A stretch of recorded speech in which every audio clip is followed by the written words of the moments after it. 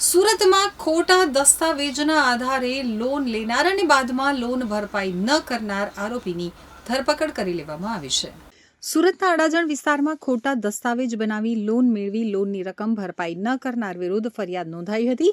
આ અંગે પોલીસે 55 વર્ષીય ભગવાનભાઈ ખીમાભાઈ પરમારની ધરપકડ કરી છે. બનાવની હકીકત એવી છે કે વર્ષ 2022માં Aadhar housing finance limited Adajan branch ખાતે મેનેજર તરીકે ફરજ બજાવતા હતા.